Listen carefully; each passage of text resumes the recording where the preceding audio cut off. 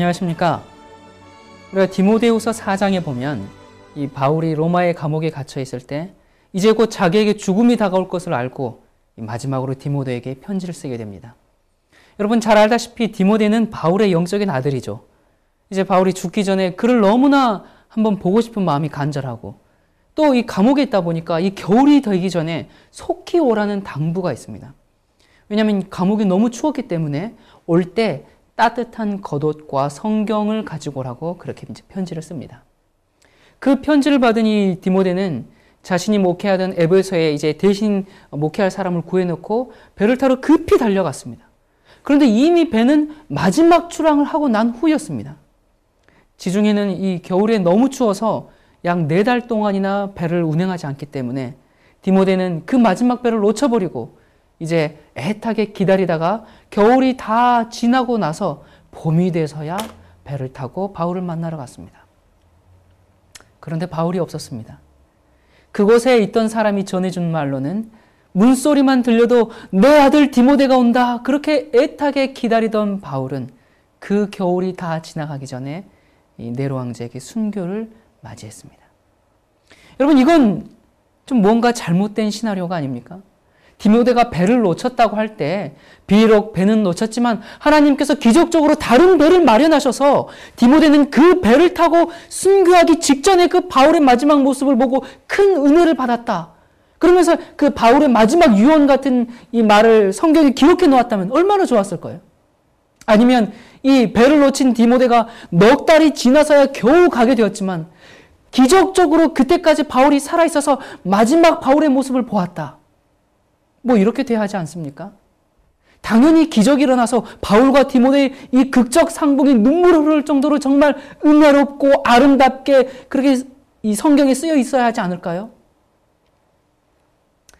여러분 우리는 살면서 우리가 이해하지 못할 일들을 만날 때 간혹 당혹하게 됩니다. 왜 병이 생겼을까? 왜 나한테 이런 문제가 생겼을까? 왜 의인이 고난을 당할까? 우리가 고난을 당하는 것 그 자체보다 그 고난이 왜 왔는지 그것을 해석하는 게 더 괴로워요. 육체적인 고통보다 마음속의 번민이 해결되지 않아서 얼굴이 더 그늘져요. 육체적 고통이 아무리 힘들어도 마음이 평화로우면 얼굴에 빛이 나죠. 오늘 여러분은 우리가 오늘 연구하게 될 이 욥기를 통해서 우리 미래에 대해 더욱 큰 확신과 담대한 믿음을 소유하게 되실 것입니다. 이 욥기를 깨달은 사람은 어떤 상황에서도 흔들리지 않는 믿음을 갖게 됩니다. 자, 우리가 오늘 1시간 만에 욥기를 모두 다 다룰 수는 없기 때문에 우리가 지금 마지막 시대를 살아가는 이 시대의 관점에서 욥과 야곱의 경험, 우리의 미래라는 제목으로 말씀을 나누고자 합니다. 여러분 욥기가 어렵습니까? 쉽습니까? 어려워요. 많은 사람들이 어렵다고 얘기해요. 이게 지금 맞다고 하는 얘기인지 틀리다고 말하는 건지 도대체 이게 하나님의 말씀인지 사탄의 이야기인지 그냥 보면 구별하기가 어렵습니다. 그럼에도 이 욥기에 대한 평가는 언제나 최상급이었습니다. 이 루터는 욥기는 성경 중에서 가장 웅장하고 장엄한 책이다 그렇게 이야기를 했고요. 또 토마스 칼라일은 세계 최대의 책은 성경이고 성경 중에 최고의 책은 욥기다 그렇게 이야기했습니다. 그리고 또 다른 평론가들은 구약의 메테오른 그러니까 알프스산의 가장 높은 봉우리 그 최고봉이다 그렇게 이야기했습니다. 자 그러면 여러분 이 성경에서 가장 먼저 기록된 책이 어떤 책일까요? 이 성경 66권 중에서 제일 먼저 기록된 책 창세기일까요? 네, 아닙니다. 욥기죠. 이 욥기는 창세기보다 먼저 기록된 책입니다. 이 욥기는 허구적인 이야기가 아니라 우리와 똑같이 고난을 받은 실제 인물에 대한 이야기입니다. 이 고난에는 3가지 종류가 있습니다. 첫 번째는 나의 잘못 때문에 오는 고난입니다. 여러분 야곱은 이 130세까지 살았지만 이 인생이 고생과 수고뿐이라고 고백할 수밖에 없었습니다. 그것은 본인이 죄의 씨를 뿌린 그 결과를 거둬들인 결과였죠. 자, 그리고 타인의 잘못 때문에 오는 고난이 있습니다. 전쟁, 테러, 또 각종 사고, 비행기, 뭐 여러 가지 그 사건, 사고들이 많지 않습니까? 여러분 뭐 기차가 탈선했다거나 그러면 그 안에 있던 사람들이 다 무슨 잘못을 해서 죄를 지었기 때문에 그렇게 벌을 받은 게 아니죠. 그 안에는 예수님을 잘 믿는 사람도 있었을 것입니다. 이 죄악 세상에서 태어났기 때문에 그렇게 이르러 온 고난입니다. 그리고 세 번째, 영적인 섭리에서 오는 고난이 있습니다. 아무 죄도 없는데 큰 고난이 닥쳐요. 사랑의 하나님이시라면 어째서 이렇게 내가 고통스러운 병상에서 고달픈 생활을 하도록 허락하시는가? 우리가 알 길이 없어요. 아마 이 욥기가 없었다면 수많은 사람들이 화병으로 죽었을 것입니다. 이런 영적인 섭리에서 오는 고난을 겪은 또 한 여인이 있었습니다. 이 여인은 이 1800년대 후반 복음 사역에 아주 헌신적인 하모니라는 여인입니다. 이 여인은 이 마틴 루터보다도 더 많은 글을 썼다는 그렇게 얘기하는데요. 약 10만 페이지 이상의 이 기독교 저서를 통해서 사람들을 그리스도께로 이끈 여인이었습니다.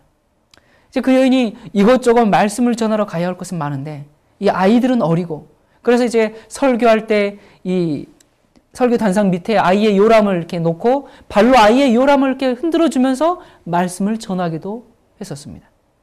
그런데 그녀의 글을 보면 이런 내용이 있습니다. 내 아들 중 막내가 생후 3개월 만에 죽었을 때 우리의 가슴이 어떠한 피가 흘렀는지 무덤으로 내려가는 어린 것을 따라갔던 사람들을 제외하고는 알 수가 없을 것이다. 주께서 주시고 취하여 가셨으니 주의 이름이 복되되다. 그로부터 4년 후 장남이 16살에 폐렴으로 죽었다. 두 아들을 그렇게 먼저 보냈다. 그로부터 1년 후 남편이 중풍에 걸렸다. 멀리 있는 병원에 갈 여비를 만들기 위해 집안에 깔려있던 양탄자를 팔았다. 18개월 동안 끈질긴 간호 끝에 회복하게 되었는데 회복의 기쁨도 잠시 결국 남편이 눈을 감았을 때 예기치 못했던 남편의 죽음에 대한 쇼크는 내 몸을 파고 지나갔다. 나는 그의 눈이 죽음을 향하여 감겨지는 것을 볼 때 완전히 넋을 잃어버렸다. 그 충격으로 죽을 뻔했으나 주변 의사들의 도움으로 일어날 수 있었다. 뭐 이런 글을 읽으면서 뭐 신앙인이 의연해야지 왜 그래? 남편 죽은 여인이 어디 한둘이야? 그렇게 생각하십니까? 여러분 우리가 슬플 땐 울어도 안 됩니까? 울면 믿음 없는 사람입니까? 여러분 위선자가 되지 마십시오. 이 남편이 먼저 세상을 떠나서 이 여인은 30년 동안 홀로 외롭게 복음 사역을 했었습니다. 그런데 그 여인은 9살 때 이 돌에 얼굴을 맞아서 안면이 함몰되는 사고로 3주 동안 의식을 잃은 적이 있었습니다. 그래서 간신히 회복은 되었지만 평생 병으로 씨름했습니다. 그래서 누구보다도 병고의 아픔이 어떻다는 것을 너무 잘 압니다. 그녀의 글에 보면 이런 내용들이 있습니다. 매번 글을 쓸 때마다 몸을 간신히 버틴 채 쓴 것이었다. 심한 통증이 있었으므로 앉아있기가 매우 고통스러웠다. 모든 신경이 비명을 지를 정도로 고통을 줄 때, 나 자신이 미치지는 않을까 염려가 생길 때, 계속해서 병고에 시달려온 것이 마치 내가 맡아놓은 운명인 듯 하였으며 대부분 1-2시간밖에 자지 못했다. 나는 여러 번 이불에 머리를 파묻고 실컷 울어보기도 하였다. 그러나 나는 호사스러운 눈물 속에서 오랫동안 투정을 부리지 않았다. 몹시 고통스럽고 거의 한잠도 이루지 못한 밤이 지나갔다. 또 다른 밤을 지새웠다. 고통 중에서나마 자제력을 잃지 않게 되기를 원하였다. 내가 잠을 이룰 수 없을 때 결코 조는 일이 없으신 하나님께서 나를 영원토록 살피고 계신다는 사실을 생각할 때 나의 마음에는 감사한 뜻으로 가득 차게 되었다. 왜 나는 건강 회복의 축복을 받을 수 없는가? 강한 의문들이 꼬리를 물고 일어난다. 아니다. 이런 의심을 해서는 안 된다. 통증이 나를 엄습하는 시간들은 내가 기도하는 시간이 되었으며 환난날에 나를 부르라. 내가 너를 건지리니 내가 나를 영화롭게 하리로다 하신 이 허락의 말씀을 주장하지 않았더라면 그 괴로웠던 밤들은 너무나 외롭고 쓸쓸한 밤들이었을 것이다. 내가 당하는 고통은 매우 통렬한 것이었다. 때때로 어두운 절망에 쌓일 때도 있었다. 왜 너는 버림받은 자처럼 생각하고 있는가? 이것은 사탄의 작용 때문이 아닌가? 나는 즉시 눈물을 닦으면서 더 이상 어두운 면을 바라보지 않을 것이다. 나는 나의 병고를 허락하신 하나님의 목적을 밝히 파악할 수 없으나 주님께서는 가장 좋은 것이 무엇임을 아심으로 진실하신 주님께 나의 몸과 영을 맡길 것이다. 평생을 병으로 씨름하면서도 수많은 기독교 명저들을 남겼습니다. 그녀는 나는 내가 믿어온 그분을 알고 있다라는 말을 남긴 채 잠들었습니다. 여러분, 도무지 알 수 없는 이런 영적인 섭리에서 오는 고난이 있습니다. 여러분 기억하십시오. 신앙의 성숙은 침대나 소파에서 얻어지는 것이 아닙니다. 많은 사람들이 고난을 당하는데 그 고난이 온 것을 해석할 줄 몰라서 재난으로 여깁니다. 이 욥기서에는 이 인간 철학의 한계로는 인간 문제를 해결할 수 없다는 그런 한계를 보여줍니다. 인간적인 세상의 관점에서 이해하려고 하면 절대로 답이 안 나옵니다. 세상 살아가는 인간의 이치와 그런 이해만 가지고는 해결할 수가 없습니다. 병들어 누워있거나 가정에 어려움이 있을 때 저 사람 틀림없이 잘못한 게 있으니까 저렇게 됐지. 사람들이 그렇게 이야기하면 정말 그것처럼 힘든 게 없습니다. 그런데 욥을 보십시오. 이 욥은 아내까지 이제 다 욥을 버리고 도망갔죠. 완전히 쫄딱 망한 이 욥에게 3명의 친구가 왔습니다. 탕자가 이 돈이 다 떨어지자 어떻게 됐습니까? 아무도 안 찾아왔죠. 그런데 욥은 참 잘 살았던 것 같아요. 그러니까 이 친구 관계를 잘 맺어왔던 것 같아요. 인격이 훌륭했던 것 같아요. 그러니까 욥이 그런 형편이 됐지만 그런 욥을 위로하겠다고 멀리서 3명의 친구가 왔습니다. 친구들이 죽이려고 온 게 아닙니다. 그 당시 최고의 철학으로 위로하려고 왔어요. 그러나 해답이 안 나왔습니다. 그걸로 인생의 해답이 나올 수가 없습니다. 오히려 그들의 조언은 독설이었죠. 차라리 오지 않았으면 더 나았을 뻔했습니다. 자, 우리 이제 이 욥기서를 들어가도록 하겠습니다. 욥은 믿음으로 말미암는 의인이었습니다. 욥기 1장 1절 제일 먼저 시작할 때 뭐라고 시작하는가? 우스 땅에 욥이라 이름하는 사람이 있었는데 그 사람은 순전하고, 자, 이 순전하고가 무슨 뜻일까? 이 한글 번역으로는 순전하고 그러니까 순수하고 순결하고 깨끗하고 그런 얘기인가? 이 순전하고가 쓰였던 이 히브리어 탐은 거짓이 없고 흠이 없고 도덕적으로 결백하고 완전하다, 그런 뜻의 이 순전하고의 탐입니다. 자, 거짓이 없고 흠이 없고 도덕적으로 결백하고 완전한 자, 우리가 이 요한계시록을 보면 이런 사람이 나오죠. 누굽니까? 요한계시록에서 인침받는 그 마지막 백성 14만 4천인의 특성이 바로 이 탐, 이러한 특성을 가지고 있습니다. 이 킹제임스 버전에는 perfect, 그는 완전하고, 또 NIV는 blameless, 그러니까 결점이 없는, 아주 죄가 없는 깨끗한. 자, 그러면 욥이 어떤 사람이라고요?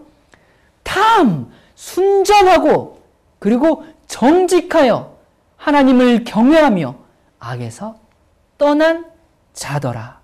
자, 여러분, 이게 누구의 평가입니까? 하나님께서 욥에 대한 평가입니다. 여러분, 욥은 완전한 의인이었음에도 불구하고 고난을 받았습니다. 우리가 욥기를 읽을 때 그걸 딱 머리에 두고 읽어야 됩니다. 이 기준이 흔들려 버리면 이상한 교리가 나와버려요. 이상한 해석이 나와버립니다. 어떤 죄 때문에 고난이 온 것이 아니라는 사실을 결론으로 내려놓고 읽어야 안전합니다. 의인도 고난을 받습니다. 의인들은 마지막 환난을 통과하지 않고 그냥 휴고되는 것이 아니라 의인이든 악인이든 이 땅에 살아있는 모든 사람은 마지막 환난을 통과해야 합니다. 욥기 1장 4절과 5절에 보면 그 아들들이 자기 생일이면 각각 자기의 집에서 잔치를 베풀고 그 누이 셋도 청하여 함께 먹고 마심으로 그 잔치날이 지나면 욥이 그들을 불러다가 성결케 하되 아침에 일어나서 그들의 명수대로 번제를 드렸으니, 이 번제는 완전한 헌신과 완전한 굴복을 뜻하는 그러한 제사입니다. 이는 욥이 말하기를 혹시 내 아들들이 죄를 범하여 마음으로 하나님을 배반하였을까 함이라. 욥의 행사가 항상 이러하였더라. 여러분, 욥은 행함으로 의롭다는 교만한 자가 아닙니다. 욥은 진실한 믿음으로 용서하시는 그리스도를 바라보았을 뿐만 아니라 그 믿음을 활용함으로 악에서 떠난 사람입니다. 욥은 믿음으로 말미암는 의인이었습니다. 자, 그런데 왜 욥이 고난을 받았을까? 왜 고난을 당했을까? 이 고난의 이유가 욥기 1장에 이제 나옵니다. 여호와께서 사탄에게 이르시되 내가 내 종 욥을 유의하여 보았느냐? 그와 같이 순전하고 정직하여 하나님을 경외하여 악에서 떠난 자가 세상에 없느니라. 자, 여기 보니까 1절에서 욥에 대한 하나님의 평가가 다시 한번 또 반복됩니다. 이게 하나님께서 욥은 이런 사람이야, 그걸 자랑하고 싶으셔서, 그래서 욥은 이런 사람이다, 이런 사람이다 계속 반복하시고 있는 겁니다. 그런데 이런 좋은 분위기 가운데 있는데 이 사탄이 등장하죠. 그래서 이제 여러분이 성경을 읽어보시면 1장 8절부터 12절까지 쭉 무슨 얘기입니까? 하나님과 사탄의 이 대화가 나오죠. 하나님께서 이 사탄에게 내 종 욥을 봤느냐? 그러니까 사탄이 아이고 하나님 무슨 소리입니까? 하나님이 복을 주니까 그렇죠. 아니야, 그렇지 않아. 에이, 하나님께서 이 재물의 복, 건강, 또 자녀의 복 다 거둬보십시오. 아마 하나님을 욕할 것입니다. 아니야, 그럴 리가 없다. 계속되는 이 사탄의 고소에 어떻게 합니까? 하나님께서 그러면 생명만 건들지 말고 허락하노라. 그렇게 돼서 욥에게 이제 고난이 오기 시작합니다. 여러분, 우리가 오해하지 말 것은 하나님께서 고난을 주신 것이 아닙니다. 사탄에게 허락하셨다는 것은 지금까지 보호하신 손길을 거두신 것이죠. 여러분, 이스라엘 백성들이 광야에서 어떻게 됐습니까? 광야에 그 불뱀들이 나타나서 그들의 죄를 범했을 때 그들을 물었지 않습니까? 광야에는 원래 불뱀이 있었어요. 그러나 하나님께서 보호하셨던 손길을 거두신 것이죠. 여러분, 이 지구는 지금 누가 지배하고 있습니까? 사탄의 세력이 아주 가득합니다. 그러나 하나님의 네 천사가 바람을 붙잡지 않으면 이 지구는 멸망하게 될 것입니다. 하나님이 보호하지 않으면 무서운 일이 생길 것입니다. 하나님께서 많은 전쟁들을 막고 계시고 많은 그 재난들을 막고 계십니다. 하나님께서 고난을 주신 것이 아니라 하나님의 섭리에서 보호하시던 손길을 거두어 가시는 것이죠. 자, 이 하나님께서 이제 손길을 거두어 가시니까 보호가 떠났습니다.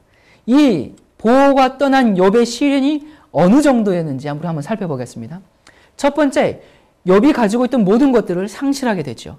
욥기 1장 13절부터 19절입니다.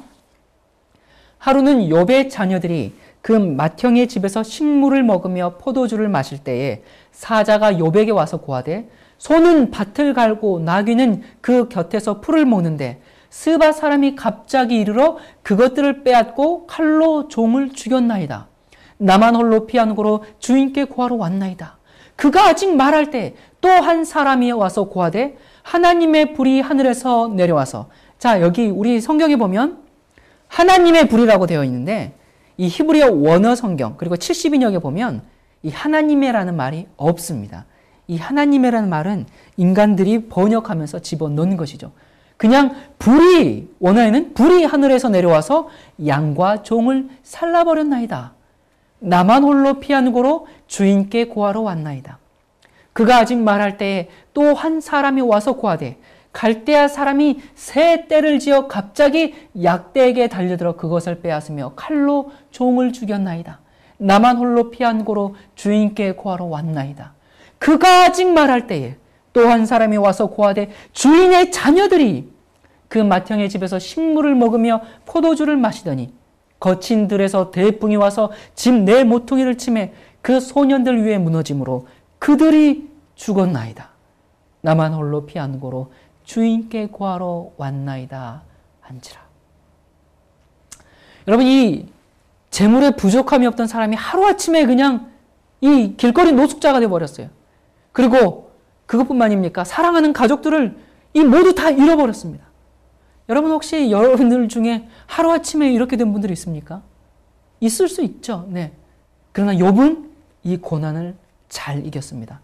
욥기 1장 21절 22절 가로되 내가 모태에서 적신이 나왔사온즉 또한 적신이 그리로 돌아가올지라. 주신 자도 여호와시요 취하신 자도 여호와시오니 여호와의 이름이 찬송을 받으실지니이다. 이 모든 일에 욥이 범죄하지 아니하고 하나님을 향하여 어리석게 원망하지 아니하니라. 욥이 이런 시련 가운데서도 하나님을 사랑했습니다. 끄떡하지 않았어요. 하나님이 얼마나 흐뭇했을까요? 사탄아, 너 봤느냐? 이런 이 사탄이 시련을 줄 때 사탄이 직접 나타나서 시련을 줍니까? 사람들을 통해서 주지요. 우리가 많은 그런 경험들을 하게 되지 않습니까? 믿었던 사람 보증을 서줬더니 그가 내 사기치고 도망가고, 또는 정말 잘 아는 사람이었는데 각종 오해로 비방하고 다니고. 여러분, 그런 사람들을 향해서 우리가 이를 바득바득 갈 필요가 없습니다. 사탄에게 이용당하는 불쌍한 영혼들이죠. 자, 욥이 이 고난을 잘 이기자 더 강한 고난이 옵니다. 그게 뭡니까? 육신의 이 상처입니다. 여호와께서 사탄에게 이르시되 내가 내 종 욥을 유의하여 보았느냐? 그와 같이 순전하고 정직하여 하나님을 경외하며 악에서 떠난 자가 세상에 없느니라. 자, 이 말이 벌써 1장에서 2장으로 넘어오는 사이에 벌써 세 번째 반복되고 있습니다. 하나님이 얼마나 욥을 자랑하고 싶으셨으면, 내가 나를 격동하여 까닭없이 그를 치게 하였어도 그가 오히려 자기의 순전을 굳게 지켰느니라. 여러분, 하나님의 심정을 한번 생각해 보십시오. 사탄이 여호와께 대답하여 가로되 이제 주의 손을 펴서 그의 뼈와 살을 치소서. 그리하시면 정령 대면하여 주를 욕하리이다. 여러분, 사탄이 원하는 것은 주를 욕하게 하는 것입니다. 욥이 불평도 할 수 있습니다. 아프다고 호소도 할 수 있습니다. 그러나 사탄이 원하는 그 마지막 선을 넘지 않았습니다. 하나님, 왜 나에게 이런 고난이 옵니까? 이런 말 할 수 있죠. 그러나 하나님을 욕하지 않았습니다. 사탄은 지금 이 말을 들으려고 고난을 주고 있습니다. 자, 여기 계속 읽습니다. 여호와께서 사탄에게 이르시되 내가 그를 내 손에 붙이노라. 오직 그의 생명은 해하지 말지니라. 사탄이 이에 여호와 앞에서 물러가서 욥을 쳐서 그 발바닥에서 정수리까지 악창이 나게 한지라. 욥이 제 가운데 앉아서 기와 조각을 가져다가 몸을 긁고 있더니. 여러분, 망했어도 몸만 건강하면 다시 재기할 수 있습니다. 여러분, 돈은 있다가도 없고 없다가도 있는 것, 그런 것 아니겠습니까? 그런데 몸이 망가지면 정신도 피폐해질 수가 있습니다. 많은 사람들이 내가 뭘 잘못한 게 있는가? 왜 그래서 내게 이런 고난이 왔는가? 그런 걸 비관하고 그렇게 고민하고 억울해하다가 자신에게 온 고난을 해석할 줄 몰라서 재난으로 만들어버리는 사람들이 참 많습니다. 자, 그러면 이 욥의 육신의 질병이 도대체 어느 정도였는가? 우리 한번 간단하게 살펴볼까요? 제가 이제 욥기를 보면서 욥의 이 질병 부분만 살펴보았습니다. 보니까 발바닥에서부터 정수리까지 악창이 났어요. 그리고 온몸의 피부가 견딜 수 없이 가렵고, 그리고 몸에 구더기가 득실거리고 헌대가 터지고 역겨운 고름들이 흘러나옵니다. 그리고 숨 쉴 때마다 냄새가 나고 온종일 뼈가 쑤시고, 그리고 피부는 검게 타서 떨어져 나가고 뼈도 열기로 타는 그런 상태에 있습니다. 여러분, 욥이 그냥 기와장으로 긁었다는 정도만 여러분 아셨지, 욥의 고난이 정말 이 정도인 줄 아셨습니까? 와, 이건 읽고 있기도 정말 민망한 상태입니다. 그러나 욥은 마지막 선을 넘지 않았습니다. 아프면 아프다고 말할 수 있죠. 그러나 하나님을 저주하지 않았습니다. 어떤 사람들은 이런 걸 봐서, 자녀가 죽은 사람에게 왜 슬퍼합니까? 부활이 있는데 걱정하지 마십시오. 여러분, 이렇게 얘기합니까? 여러분, 그리스도는 슬퍼도 울지 말아야 합니까? 감정을 표현하는 사람이 건강합니다. 욥은 이런저런 말을 많이 해요. 그래서 욥기를 잘못 읽으면 욥은 믿음 없는 사람이다, 그렇게 오해합니다. 아니에요. 여러분, 부부 관계에서도 대화하는 관계가 건강한 부부죠. 그냥 꽁 하고 계속 삼키고만 있다가 나중엔 그냥 꽝 하고 폭발을 하면서 마지막으로 한마디 하죠. 도장 찍읍시다. 여러분, 그렇게 하지 마시고 대화를 많이 하시기 바랍니다. 욥은 많은 이야기들을 합니다. 자신의 억울함과 도대체 이해할 수 없는 이런 환경 때문에 하나님, 도대체 이게 어떻게 된 겁니까? 하면서 이 푸념을 많이 합니다. 그러나 욥은 이 육신의 고난을 잘 견뎠습니다. 그러자 더 강한 고난이 옵니다. 어떤 고난이 올까요? 마음의 상처입니다. 욥기 2장 9절에 보면 그 아내가 그에게 이르되 당신이 그래도 자기의 순전을 굳게 지키느뇨 하나님을 욕하고 죽으라. 여러분, 제일 가까운 사람이 지금 제일 깊이 후벼팝니다. 부부싸움을 해도 마지막 선을 넘지 말아야 하는데 꼭 너네 집안은 어떻고 또 당신 과거는 어떻고 꼭 그 약한 거기를 긁어요. 다른 사람들이 다 손가락질해도 배우자의 위로만 있으면 살아갈 수 있게 그렇게 하나님께서 만들어 놓으셨습니다. 그런데 그 배우자가 손가락질할 때 견딜 수가 없습니다. 그리고 또 뭐라고요? 하나님을 욕하고 죽어라! 여러분, 이게 지금 누구 말이에요? 사탄의 말이에요. 사탄이 원하는 게 바로 이것이죠. 그러나 욥이 입술로 범죄치 아니하니라. 여러분, 욥 같은 믿음의 사람이 되기를 바랍니다. 지금 고난이 왔습니까? 말 못할 억울한 일이 생기셨습니까? 하나님을 원망하지 마십시오. 친구들은 욥을 악의 화신으로 보고 각종 저주와 독서를 퍼붓고 그리고 아내마저 사랑과 위로를 주어야 할 그때에 욕을 하고 떠나버렸습니다. 사탄이 여기까지 고난을 줬는데도 하나님을 욕하지 않았습니다. 자, 도대체 지금 이게 무슨 일인가? 도대체 왜 욥에게 이런 일들이 생기는가? 여러분, 이 삼류 드라마 주제, 삼류라고 해서 좀 죄송하긴 합니다만, 가난한 여자와 이 부자 남자, 그런 이 사람들의 이제 러브스토리, 그런 그 내용이 많지 않습니까? 그런데 이제 이 제3자가 이 남편한테 와서 당신 부인, 당신 돈 보고 온 거지, 당신 사랑해서 온 게 아니야. 계속 그렇게 이야기한다면. 그래서 누명을 쓰지 않기 위해서 하나님이 허락하신 것입니다. 이 사람은 순전하다, 완전하다, 깨끗하다, 죄가 없다. 그 사람이라는 것을 증명하기 위해서 허락한 시련입니다. 이렇게 시련이 와도 암이 걸리고 믿었던 사람들에게 배신을 당하고 또 농작물이 태풍에 다 휩쓸려서 빚더미에 앉고 사고로 불구가 되고 그런 어떤 어려움들이 있어도 진짜 하나님을 사랑하는 사람이라는 것을 증명하기 위해서 허락한 시련입니다. 우리에게 고난이 올 때 하나님이 내가 욥처럼 끝까지 승리할 것을 아시고 시험을 허락하셨구나. 나를 통해서 하나님이 영광을 받으시고자 허락하셨구나. 사탄에게 어깨를 쫙 펴면서 내 종 누구누구 봤지? 그렇게 자랑하고 싶으셔서 그렇게 하나님이 허락하셨구나. 베드로는 애매히 고난을 받아도 하나님을 생각함으로 슬픔을 참으면 이는 아름답다고 했습니다. 욥은 하나님 안 믿을 거야 그렇게 하지 않았습니다. 욥 친구들은 신학자들입니다. 그들은 논리적으로 얘기합니다. 그러나 욥은 하나님을 논리적으로 아는 것이 아니라 체험적으로 아는 사람입니다. 여러분, 하나님을 체험하시기를 바랍니다. 어떤 인간적인 노력도 욥을 위로할 수 없음을 욥기는 보여줍니다. 이 욥기는 악에서 떠난 자, 죄가 없는데도 고난을 받는 자들이 위로를 받을 책입니다. 자, 그런데 그럼에도 불구하고 이 욥에게 임한 시련은 너무한 것 같아요. 수많은 주석을 보아도 해석이 모두 다릅니다. 여기서 이렇게 끝나버리면 뭔가 부족해요. 2% 부족해요. 꺼림칙해요. 개운하지가 않아요.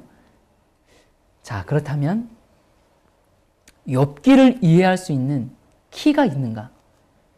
욥기를 이해할 수 있는 키는 이 마지막 환난입니다. 여러분, 예수님의 재림 전에 있을 이 마지막 환난을 이해하지 못하면 이 욥기를 완전히 해석할 수가 없습니다. 이 욥기는 마지막 환난을 겪어야 할 사람들을 위한 표상입니다. 이것을 깨달으면 욥기를 명확하게 이해할 수 있습니다. 마지막 환난은 욥처럼 죄가 전혀 없는데도 의인이 겪는 고난입니다.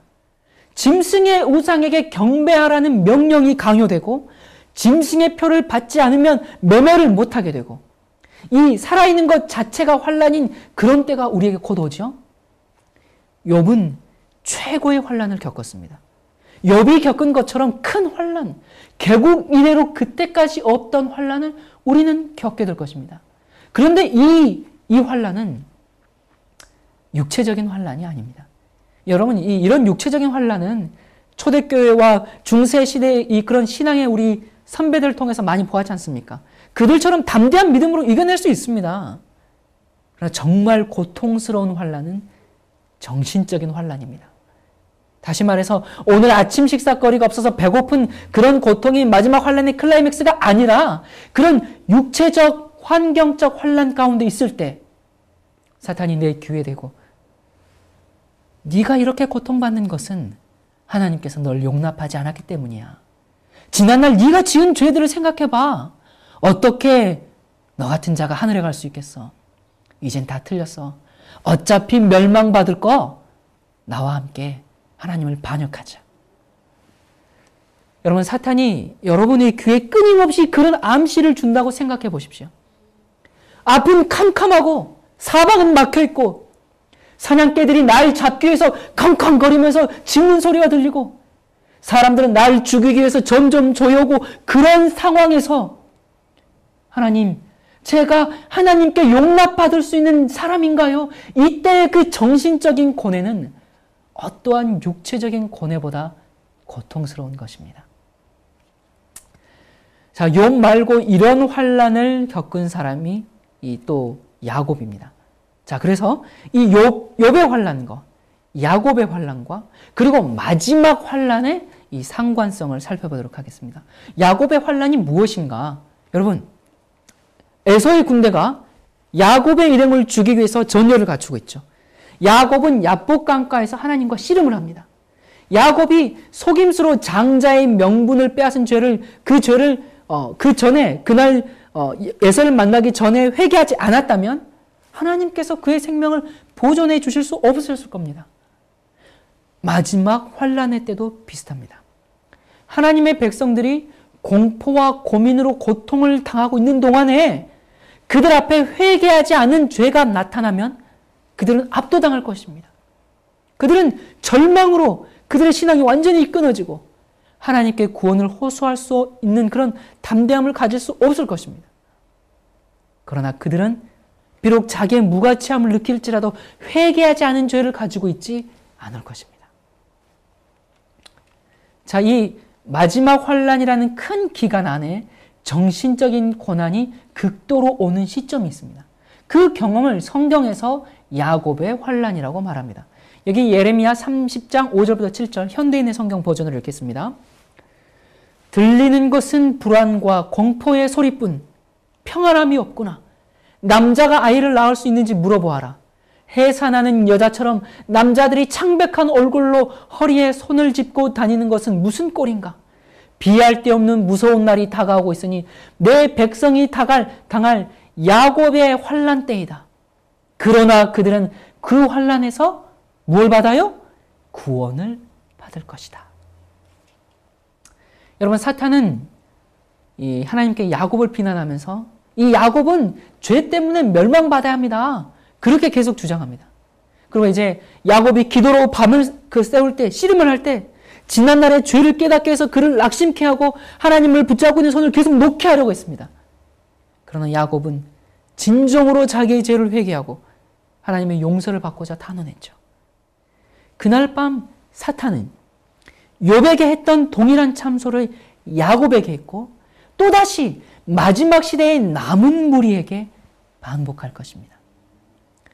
너는 그런 놈이야. 너의 회개는 헛것이야. 너는 다 틀렸어.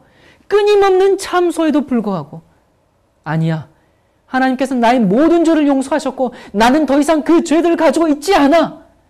이 확신이 들 때까지 일어설 수 없었던 씨름입니다. 이 욥은 양을 잡아서 그리스도의 보혈로 용서함을 받고 그 사랑에 변화되어 순전하고 정직하고 하나님을 경외하며 악에서 떠난 자였습니다. 그래서 비록 자기의 그 무가치함을 느낄지라도 나는 하나님께서 인정하신 의인이라고 사탄에게 주장할 수 있는 것입니다. 그러나 사탄과 친구들이 너는 죄인이라고 계속 공격할 때 이 욥은 번뇌가 심했습니다. 나는 누가 뭐래도 나는 믿음으로 말미암아 의인이 된 사람인데 친구들은 죄의 결과로 벌이 왔다고 하니 그러면 내가 잡았던 어린 양의 피와 회개는 다 헛것이란 말인가? 이 세상 모든 사람들이 손가락질하고 그 사탄이 참수할 때의 그 번민, 괴로움, 하나님과 분리되는 듯한 아픔. 여러분, 이 고난은 어떤 질병, 어떤 고통보다도 더한 것입니다. 이것이 야곱이 겪었던 환난입니다. 이런 고난은 이론으로는 배울 수가 없습니다. 고난의 학교는 책상 앞에서 배울 수가 없습니다. 고난은 자기가 직접 경험해 보기 전까지는 이해할 수가 없습니다. 우리가 마지막 환난을 승리로 마치기 위해서는 지금 고난을 받아야 합니다. 무슨 고난요? 병이 들거나 사업이 망하는 그런 고난요? 아니면 보증을 잘못 써서 전 재산을 날려버리는 그런 고난요? 아니면 천주교에서 말하는 그런 고행이요? 여러분, 지금 우리는 무슨 고난을 받아야 하는가? 사도 바울이 말하는 육체의 고난이 무엇인가? 이 사도 바울은 너희가 죄와 싸우되 아직 피 흘리기까지는 대항치 아니했다고 말합니다. 그리고 또 히브리서 2장 10절에 보면 만물이 인하고 만물이 말미암은 자에게는 많은 이들을 이끌어 영광에 들어가게 하시는 일에, 자, 이게 말이 좀 어렵죠? 이게 무슨 말이냐면 만물을 창조하시고 보존하시는 하나님이 많은 사람을 영광으로 인도하시려고, 이런 뜻입니다. 저희 구원의 주를 고난으로 말미암아 온전케 하심이 합당하도다. 여러분, 그리스도는 하나님으로서 완전했죠. 그러나 그는 또 고난으로 말미암아, 즉 죄와의 싸움에서 승리하심으로 말미암아 구주로서, 구세주로서 완전케 되었습니다. 자, 히브리서 5장 7절과 9절. 그는 육체에 계실 때에 자기를 죽음에서 능히 구원하실 이에게 심한 통곡과 눈물로 간구와 소원을 올렸고 그의 경외하심을 인하여 들으심을 얻었느니라. 그가 아들이시라도 받으신 고난으로 순종함을 배워서 온전하게 되었은즉 자기를 순종하는 모든 자에게 영원한 구원의 근원이 되시고. 자, 예수님께서도 고난으로 순종함을 배웠어요. 그래서 순종하는 모든 자에게 구원의 근원이 된다고 하셨습니다. 아무에게나 아니고 순종하는 자. 어떤 자요? 순종하는 자. 여러분, 이 사도 바울이 말하는 이 육체의 고난은 죄와 싸우는 고난입니다. 그런데 베드로도 이 육체의 고난에 대해서 이야기를 합니다. 베드로가 말하는 이 육체의 고난은 무엇인가? 베드로전서 4장 1절에 보니까 그리스도께서 이미 육체의 고난을 받으셨으니 너희도 같은 마음으로 갑옷을 삼으라. 이는 육체의 고난을 받은 자가 죄를 그쳤음이니. 자, 육체의 고난 하니까 그럼 매를 맞으면 죄를 그치게 되는 거야? 여러분, 그렇다면 아마 지금 여기에 매 맞으려고 줄 설 것입니다. 여러분, 이 고난은 하나님의 뜻을 행하려고 할 때 내 속의 죄의 법과 싸우는 고난이죠. 의로운 생활과 거룩한 삶을 선택할 때 오는 고난, 이기심과 욕심을 버릴 때 오는 고난, 순종하려고 할 때 사탄이 핍박을 주는 그런 고난입니다. 우리는 지금 이 육체의 고난을 받아서 죄를 그쳐야 합니다. 환난에 들어갈 때 우리 속에서 죄가 발견되면 안 됩니다. 자, 이어서 있습니다. 베드로전서 4장 1절과 2절. 육체의 고난을 받은 자가 죄를 그쳤음이니 그 후로는 다시 사람의 정욕을 쫓지 않고 오직 하나님의 뜻을 쫓아 육체의 남은 때를 살게 하려 함이라. 베드로전서 2장 21절. 이를 위하여 너희가 부르심을 입었으니 그리스도도 너희를 위하여 고난을 받으사 너희에게 본을 끼쳐 그 자취를 따라오게 하려 하셨느니라. 여러분, 가시관 쓰고 십자가에 못 박히고 조롱받고 물도 못 마시고 너희도 이런 고난을 받아라? 지금 그 얘기가 아니죠. 죄와 싸우는 고난입니다. 이 고난 뒤에 영광이 있고 이 죽음 뒤에 부활이 있는 것입니다. 자, 좋아요. 자, 그런데 왜 하나님은 침묵하실까? 욥이 이런 고난을 받는데 왜 이 중보자 없이 욥이 계속 고난을 겪어야 하는가? 욥기 9장 33절에 보면 하나님과 나 둘 사이에 손을 얹어놓고 중재할 재판장이라도 있다면 얼마나 좋을까? 욥이 하나님 있습니까? 없습니까? 어디 계십니까? 대답 좀 해주세요. 그렇게 물을 때 하나님이 그래 나 여기 있다 그러면서 도와줄 수가 없는 것입니다. 이 고난의 특성상 도와줄 수가 없어요. 하나님이 너무나 안타까워서 도와주고 싶지만 그럴 수가 없습니다. 계속 설명하겠지만 이 마지막 환난 때 하나님께서 뒷짐지시고 나 몰라라 한다는 것이 아닙니다. 중보자의 역할, 즉 중보자가 무슨 역할을 합니까? 제사장이죠. 죄를 용서해 주는 일이 더 이상 진행되지 않는다는 말입니다. 여러분 지금 우리가 죄를 지으면 우리의 죄를 용서해 주시는 그리스도가 있습니다. 그런데 언제까지? 예수님께서 언제까지 우리의 죄를 용서해 줄까요? 예수께서 죄를 마시는 그 직전까지요? 아닙니다. 더 이상 우리의 죄를 용서하시고 싶어도 용서할 수 없는 그런 때가 옵니다. 더 이상 죄를 용서하지 않는다는 말을 다른 말로 표현하면 더 이상 죄를 짓지 않는 사람들이 있다라는 말입니다. 여러분, 이것은 마지막 환난을 겪을 사람이 아니고는 이 사건을 적용할 수가 없습니다. 마지막 환난을 겪을 사람들의 표상입니다. 다시 말해서 이 큰 마지막 환난이라는 큰 환난의 기간 안에 그 안에 야곱의 환난이라는 것이 들어있는 것입니다. 이 야곱의 환난 동안에는 중보자가 없다는 사실이 그것은 그러니까 죄를 용서해 준다는 그 일이 없다는 사실은 더 이상 누구는 멸망이고 누구는 구원이다. 그런 결정되는 일이 이제 더 이상은 없다는 말입니다. 그러니까 다시 말해서 이 야곱의 환난 전에 모든 죄들을 다 용서받고 해결해야 하는 것입니다. 오케이? 자, 그런데 왜 중보자가 없는가? 오케이, 하나님께서 중보를 하지 않으셔요. 그런데 왜?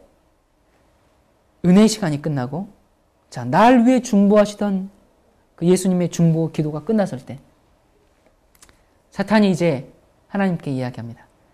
에이, 하나님, 이 사람이 무슨 의인입니까? 아니다. 이 사람은 순전하고 그래서 내가 죽었다. 그리고 이 사람은 그것을 믿음으로 의인이 됐어. 에이, 하나님, 그게 무슨 의인입니까? 내가 조금만 흔들면 넘어질 겁니다. 아니야, 그럴 리가 없다. 계속적으로 이 사탄이 고소하죠. 그래서 하나님이 얘기합니다. 그렇다면 생명만 건들지 말고 허락하노라. 여러분, 이거 어디서 많이 들어본 대화 아닙니까? 욥에게 했던 것과 똑같이 사탄과 온 우주 거민에게 이 사람이 정말 믿음으로 의로운 사람인지, 그래서 하늘에 들어올 만한 사람인지를 입증해야 하는 것입니다. 사탄이 우리에게 이제 야야, 네가 무슨 의인이냐? 너 이런 죄인이야. 너 지난번에 이랬잖아. 너 3년 전에, 5년 전에, 너 엊그저께 너 그랬잖아. 과거에 지은 죄들을 파노라마처럼 보여줘요. 나의 연약함과 무가참을 계속 보여주고, 그래서 너는 안 돼. 너는 안 돼. 넌 틀렸어. 끊임없는 참소해. 여러분, 그런 얘기를 계속 들어보십시오. 그렇다면 내가 아직 회개하지 않은 죄가 있는가? 여러분, 그때 정말 회개하지 않은 죄가 드러나고 품고 있는 죄가 나타나면, 그러면 역시 인간은 하나님의 계명을 지킬 수 없는 존재라는 것을 내가 증명하는 것과 마찬가지예요. 그것은 사탄이 하나님 이거 보십시오. 하나님께서 인류를 위한 구원의 계획은 실패했습니다. 당신은 아무도 지킬 수 없는 계명을 사람들에게 무거운 짐으로 준 것입니다. 그런 참소가 옳다는 것밖에 되지 않습니다. 그것은 하나님께 수치고 하나님은 그때 죄인을 용서하실 수도 없습니다. 중보자 없이 선다는 것은 더 이상 죄를 용서해 주는 일이 없다는 것입니다. 죄를 회개하고 승리하는 그 경험은 지금 해야 하는 것입니다. 여러분 마음속에 아직 끊어내버리지 못한 죄가 있습니까? 여러분 예수님께 나오십시오. 염려하지 말고 낙심하지 말고 주님 앞으로 나오십시오. 아직은 은혜 받을 만한 때고 구원의 날입니다. 자, 이때 이 마지막 환난 때, 이 특별히 야곱의 환난 때 서야 할 사람들의 상태가 어떠해야 되는가? 욥이 어땠습니까? 욥은 6장 24절을 보면 내게 가르쳐서 나의 허물된 것을 깨닫게 하라. 내가 잠잠하리라. 와, 여러분 굉장히 이 담대한 얘기죠? 여러분 이 야곱의 환난을 이해하지 못하면 이 욥은 굉장히 교만한 사람이에요. 내 잘못한 거 있으면 얘기해봐라 이러는데, 그런데 욥은 잘못 안 했다는 것이 아닙니다. 내가 용서받지 못한 죄가 있으면 얘기해보라. 그것입니다. 지금 여러분 그런 믿음을 소유하시기 바랍니다. 자, 그런데 허물을 발견할 수 없는 욥이었던 것처럼 흠을 발견할 수 없는 마지막 증인들이 있어요. 자, 계시록 14장 4절과 5절. 이 사람들은 여자로 더불어 더럽히지 아니하고 정절이 있는 자라. 어린 양이 어디로 인도하든지 따라가는 자며 사람 가운데서 구속을 받아 처음 익은 열매로 하나님과 어린 양에게 속한 자들이니 그 입에 거짓말이 없고 흠이 없는 자들이더라. 흠이 없는 자들, 허물이 없는 자들, 환난의 때에 서는 사람들이 스스로 의롭다 그런 것이 아니고 회개하지 않고 숨겨둔 죄가 없이 하나님께 다 용서를 받았다는 것입니다. 그래서 아무리 사탄이 뒤 흔든다 할지라도 회개하지 않고 남겨둔 것이 없습니다. 이미 용서를 받았습니다. 자, 여러분 사탄이 욥의 생명을 해칠 수 있었습니까? 없었습니까? 없었죠. 자, 욥기 2장 6절에 보면 여호와께서 사탄에게 이르시되 내가 그를 내 손에 붙이지만 그의 생명은 해하지 말라라고 욥의 생명을 보호하셨습니다. 자, 마찬가지로 마지막 증인들의 생명도 하나님께서 보호하십니다. 여러분, 엄청난 환난이 왔지만 사탄이 생명만큼은 손댈 수 없었습니다. 생명을 해칠 수 없는 사람들이 여기 또 등장합니다. 가로되 우리가 우리 하나님의 종들의 이마에 인치기까지 땅이나 바다나 나무나 해하지 말라 하더라. 내가 입맞은 자의 수를 들으니 이스라엘 자손의 각 지파 중에서 입맞은 자들이 14만 4천이니 인치기까지 이들을 해하지 말라. 인침받는 14만 4천 명이 나옵니다. 여러분, 이들이 마지막 증인들입니다. 이를 맞았다는 것은 이젠 하나님의 영원한 소유이고 영원한 보호를 받는다는 얘기입니다. 욥기는 이 야곱의 환난의 역사적이고 계시적인 표상입니다. 이 마지막 환난 가운데서 특별히 야곱의 환난이 아니면 욥기서는 완전히 설명이 안 됩니다. 자, 그런데 이 욥을 보면 이런 이제 욥의 고백이 나옵니다. 욥기 19장 25절과 26절. 내가 알기에는 나의 구속자가 살아계시니 후일에 그가 땅 위에 서실 것이라. 나의 이 가죽 이것이 썩은 후에 내가 내 육체 밖에서 하나님을 보리라. 여러분, 성경은 어떻게 번역되어 있는지 모르겠지만 이 육체 밖에서라는 말은 잘못 번역됐죠. 영어로는 in my flesh, 그러니까 내 몸 안에서 내가 내 몸을 입고, 그 말이 곧 무슨 말이에요? 욥은 부활신앙과 재림의 소망을 가지게 되었습니다. 이 육체 밖에서 마치 육체 따로 영혼 따로 막 이렇게 하는 게 아니라 육체 안에 우리가 부활할 때는 육체와 영혼이 하나예요. 욥이 고난 전에는 발견하지 못했지만 고난 후에 이 엄청난 진리를 깨닫게 된 것입니다.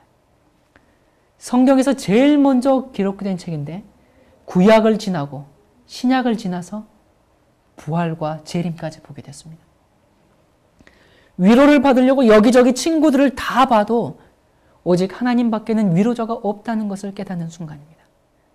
욥이 보았던 그 마지막 재림의 순간을 우리는 지금 살고 있습니다.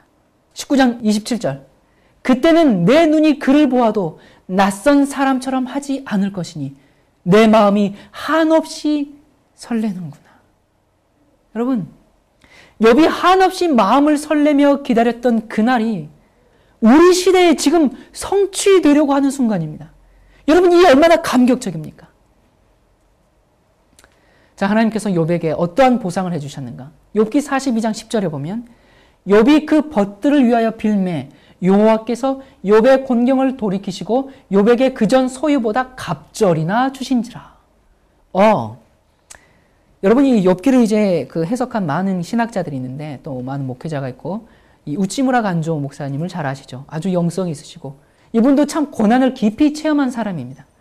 일제 말 그 손양원 목사님이 조선 장로교회 치리를 받을 때 사실은 이 신사참배 반대가 그 이유였지만 그 우찌무라 간조의 글을 읽었다, 그 이후로 손양원 목사님의 목회직을 박탈했습니다. 일본인 목사의 책을 읽었다는 이유죠. 이 우찌무라 간조 목사는 이 교단이나 교파 이런 형성을 하는 것이 이 하나님을 온전히 예배하는데 장애가 된다 하면서 초교파적인 그런 교회를 세우려고 노력했던 분입니다. 그리고 천황에게 정성을 다해 예를 표하지 않았다는 이유로 여러 고난을 당했고 그 와중에 그의 아내가 사망했습니다. 그분은 진실한 그리스도인이었어요. 그래서 욥기를 깊이 봤습니다.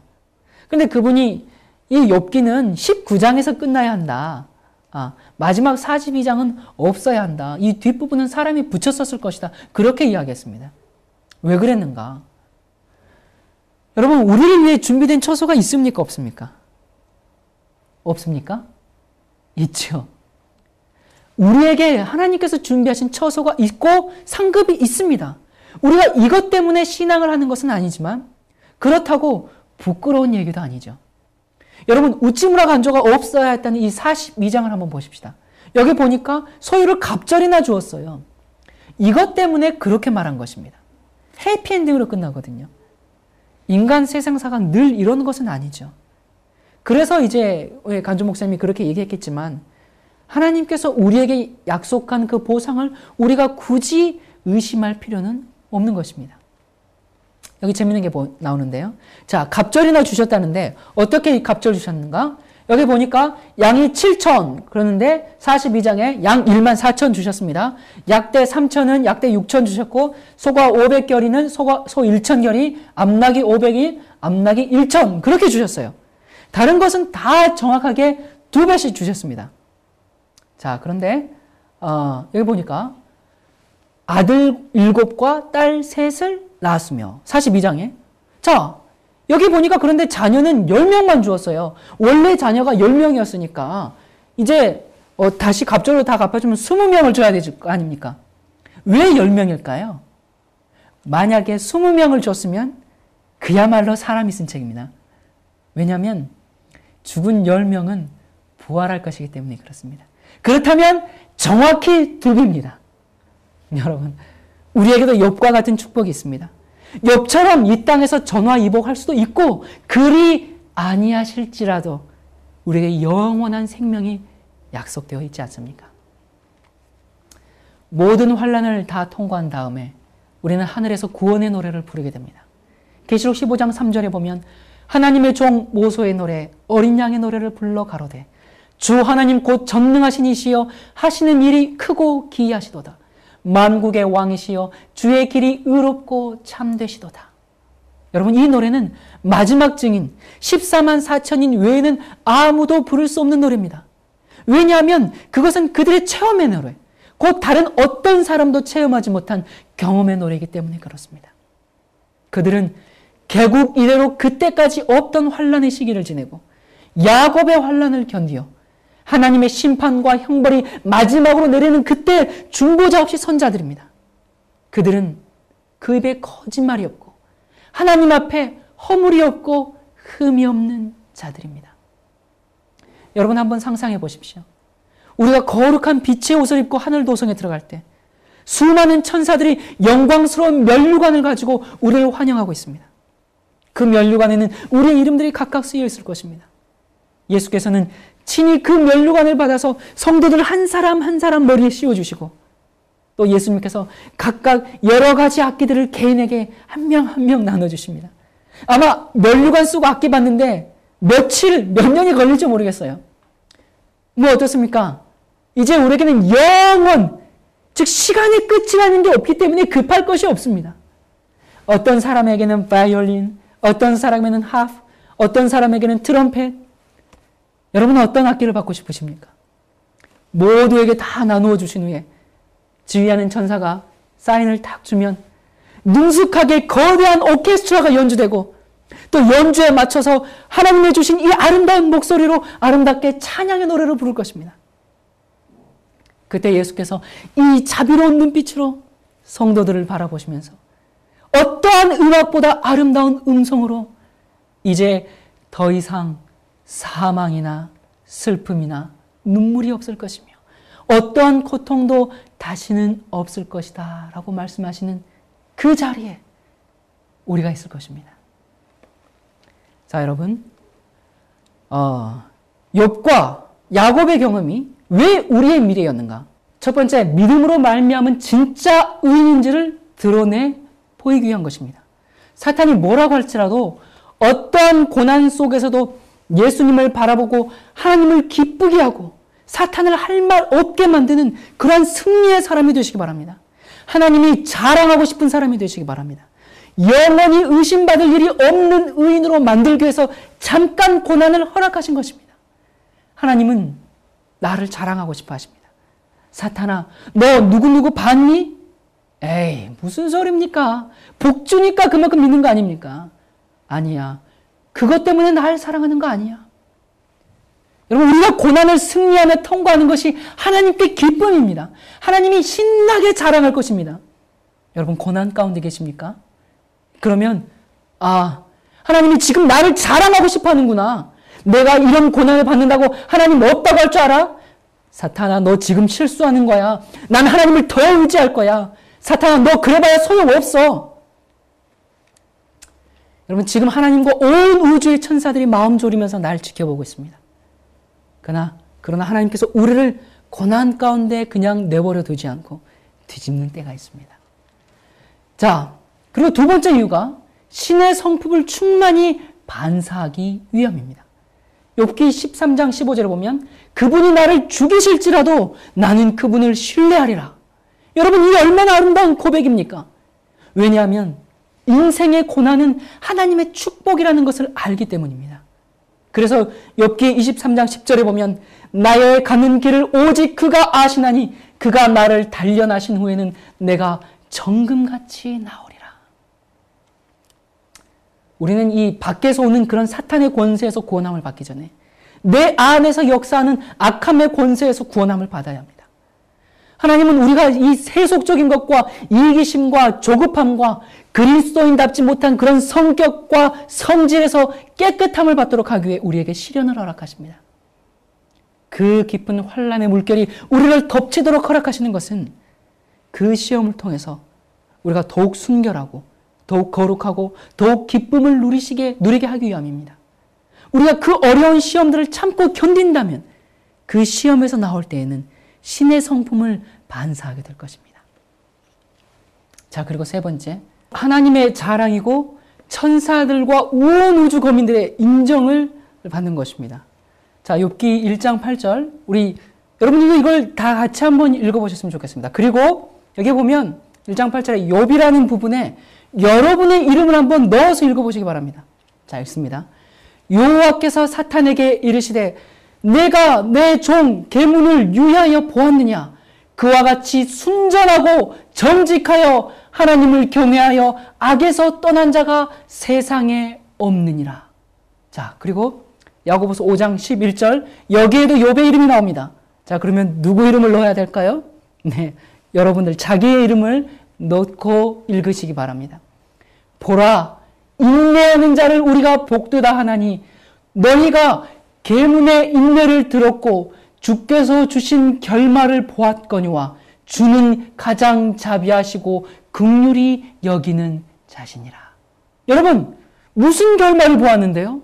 온 우주의 천사들이 우리의 모습을 보면서 하나님의 복음의 능력이 사람을 어떻게 변화시켰는지 그 결말을 인정하고 찬송하는 것입니다. 승리의 노래는 환난 속에서 작곡됩니다. 욥과 같은 고난은 14만 4천의 경험의 노래가 되는 것입니다. 여러분, 우리 모두 이 노래를 부르는 주님의 참된 백성 되시기를 간절히 바랍니다.